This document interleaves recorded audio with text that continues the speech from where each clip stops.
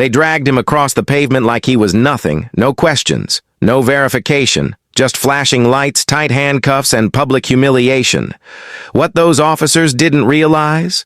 The man they shoved into the back of that patrol car was a federal FBI agent working counter-corruption. For 6 hours he sat in a holding cell, calmly repeating who he was, while supervisors ignored protocol and body cameras kept rolling. But when his team traced his location to that very precinct, everything changed. Before sunrise, federal officials walked through those same doors. Footage was reviewed. Mistakes became misconduct. And by the end of the investigation, 17 badges were gone. The city paid $10 million and an entire department was forced into federal oversight. They thought they arrested the wrong man. What they really arrested was their own accountability. They thought he was just another man they could push around. They thought the suit didn't matter. They thought the calm silence meant weakness. They were wrong. Because the man they dragged across that sidewalk in front of dozens of witnesses was a federal agent, and 6 hours later, 17 badges were gone, careers destroyed, and the city would pay $10 million for one mistake. This is the story of what happens when power meets accountability. It was 8:42 p.m. in downtown Harbor City. The streets were busy. Restaurants were closing. Neon lights reflected off wet pavement from a light evening rain. Special Agent Marcus Reynolds had just finished a federal briefing. 34 years old, 8 years with the FBI Counter-Corruption Division. Calm, disciplined, strategic.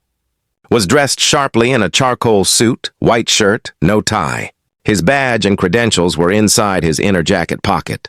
He walked toward his car parked near a construction zone. That's when it happened. 2 patrol cars pulled up fast. Tires screeching, lights flashing.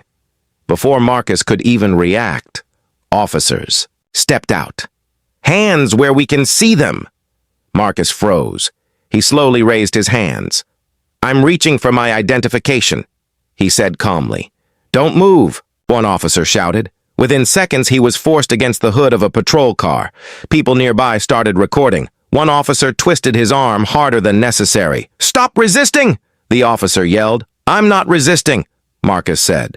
Firmly, he tried again. "I am a federal agent. My credentials are in my jacket." But the officers weren't listening. They had received a vague report. Suspicious man near vehicles. That was enough for them. Instead of verifying, they escalated. Handcuffs snapped tight around his wrists. Too tight. They dragged him toward the car. A woman in the crowd shouted, "He said he's FBI! Check his ID!" An officer barked back. "Stay! Out of this!" Marcus was placed in the back of the patrol vehicle. Door slammed. Window cracked. And just like that, the mistake was sealed. At the precinct, things only got worse. Marcus asked, calmly, to speak to a supervisor. Denied. He requested they retrieve his credentials. Ignored. He requested medical attention because the cuffs were cutting circulation. Delayed for nearly 6 hours. He sat in a holding cell.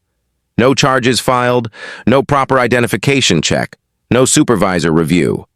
Meanwhile, back at the federal building, Marcus missed a scheduled intelligence briefing. His absence raised red flags. His partner, Agent Danielle Brooks, tried calling him. No answer. She checked his GPS vehicle tracker. It showed his car parked downtown.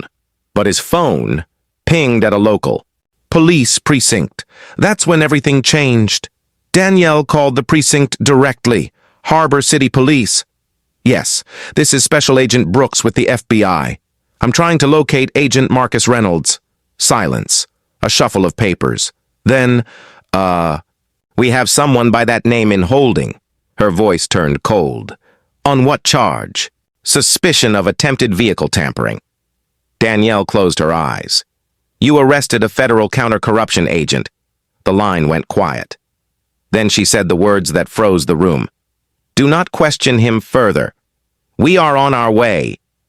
At 2:17 a.m., 3 black SUVs pulled into the precinct parking lot. Out stepped the FBI field director, 2 internal oversight officers, and a federal legal representative. The energy shifted instantly. The same officers who had been laughing earlier now stood stiff. The field director didn't yell, he didn't threaten. He simply said, "Bring me every officer involved." Body cam footage was reviewed on site, and what it showed was undeniable. Marcus clearly stating, "I am a federal agent," multiple times. No verification attempt. Excessive force during cuffing. Mocking comments caught on audio. Failure to follow de-escalation protocol, and the most serious violation. They had searched his jacket and physically removed his credentials, and ignored them. That crossed from mistake into misconduct. By sunrise, Internal Affairs was notified. City leadership was alerted.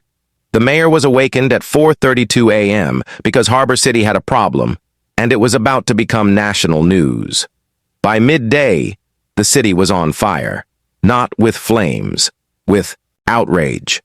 What started as a shaky cell phone recording outside a construction zone had turned into a viral storm. The first video hit social media at 9:12 a.m. By 10:03, it had over 300,000 views. By noon, it was national. The footage was clear, a calm, well-dressed man repeatedly saying, "I am a federal agent. My credentials are in my jacket." Officers yelling over him, forcing him down, twisting his arms, ignoring him, dragging him to a patrol car while bystanders shouted, "Check his ID!" And then the most damning clip of all, an officer holding up a leather badge wallet, opening it, and saying, "Yeah, sure you are." Laughter in the background. That one moment changed everything. Local reporters rushed to the Harbor City Police Department. Satellite trucks lined the street outside the precinct.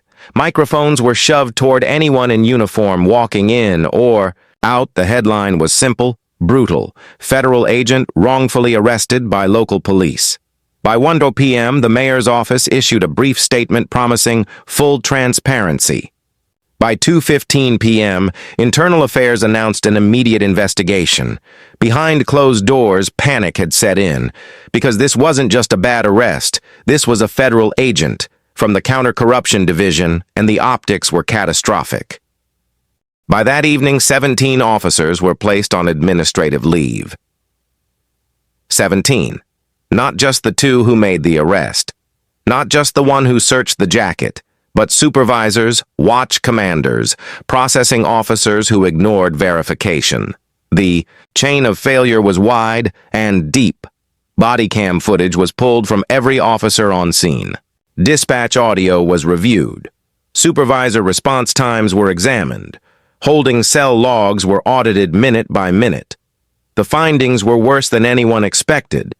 Marcus had identified himself clearly, 5 separate times.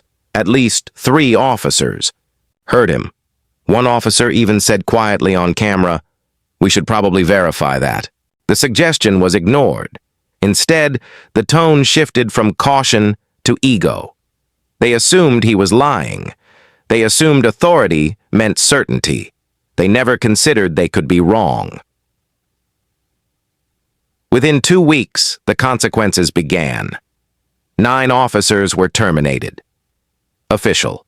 Reason: gross misconduct, violation of civil rights procedures, failure to follow de-escalation protocols, and conduct unbecoming of an officer.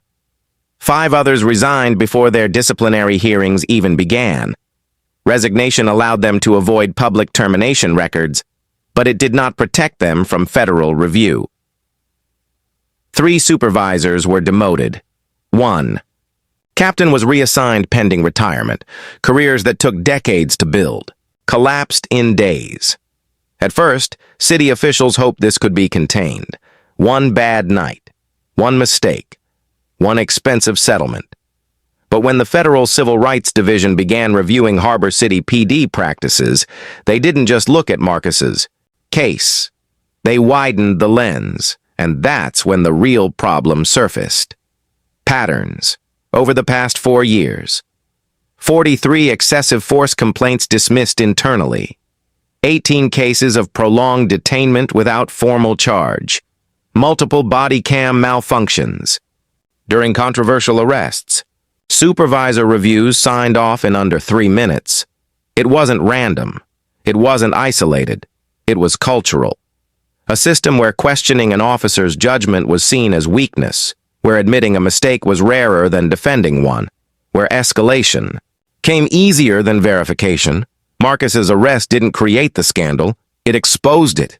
And once exposed, it couldn't be hidden. 3 nights later, the Harbor City Council convened an emergency meeting. The room was packed. Community leaders, activists, former officers, concerned residents. Media cameras lined the back wall. One councilwoman said it plainly: if this can happen to a federal agent with credentials in his pocket, what happens to everyone else? The room went silent. The city's legal advisors presented their assessment. If this case went to federal court, if civil rights violations were proven, if punitive damages were awarded, the cost could exceed 8 figures, 10 million, maybe more. But money wasn't the only risk. Federal oversight, loss of public trust, insurance premium increases, recruitment damage, national reputation. Harbor City was looking at more than a lawsuit. It was staring at reform under pressure. Behind closed doors, attorneys negotiated aggressively. Marcus didn't ask for headlines. He didn't ask for vengeance, but he demanded accountability. His legal team outlined clear violations: failure to verify federal credentials, excessive force without probable cause, wrongful detention, supervisory negligence, emotional and reputational harm. The city attempted to argue procedural confusion. That defense fell apart once the body cam audio was reviewed frame by frame.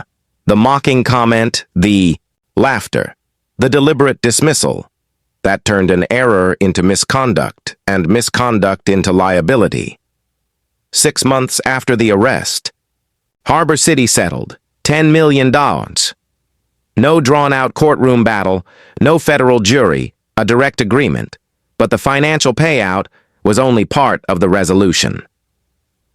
The settlement came with strict requirements: policy reform across the department, mandatory; retraining for all patrol officers; revised use of force protocols; immediate supervisor verification requirement in identity disputes; independent civilian review board expansion; and most significantly, federal monitoring for 3 years. That meant quarterly audits, external oversight, data transparency, random body cam reviews, compliance reporting directly to federal authorities. Harbor City PD was no longer operating alone. The oversight wasn't symbolic, it was operational.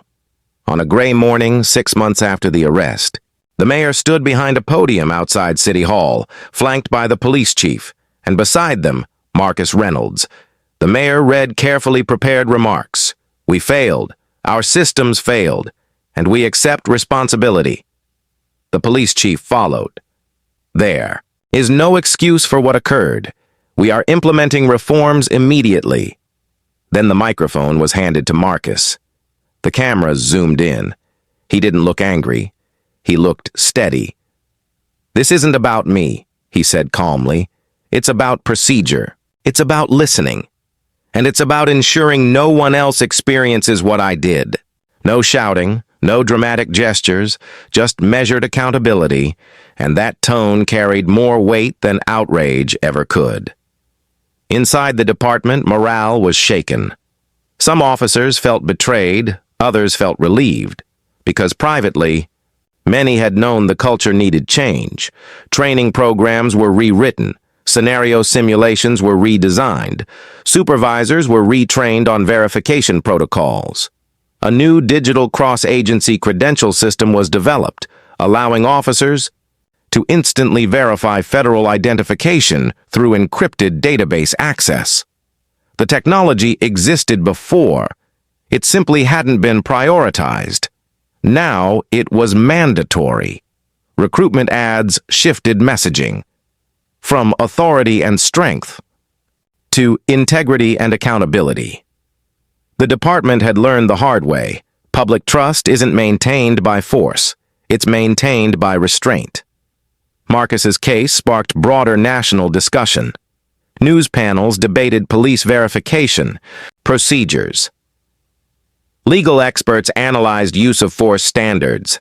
Civil rights advocates pushed for stronger oversight across other cities. Harbor City became an example, not of perfection, but of consequences. Departments across neighboring states quietly reviewed their own policies because if it could happen there, it could happen anywhere. 17 badges. In the end, the numbers told the story. 17 badges gone, 9 terminated, 5 resigned, 3 demoted, $10 million paid, 3 years of federal monitoring, policy overhaul, cultural reset, but beyond the numbers. There was a lesson. Authority without accountability is fragile. Ego can be expensive, and ignoring procedure can cost more than anyone expects. What began as a routine patrol stop became one of the most expensive mistakes in Harbor City's history, not because one man fought back physically, but because he remained calm, because cameras were rolling, because oversight existed, and because systems, when pushed, can still correct themselves. 17 badges. Gone. $10 million. Paid, and a city forced to confront something it had ignored for too long. By midday, the story had spread. Witness videos hit social media. Local reporters camped outside the precinct.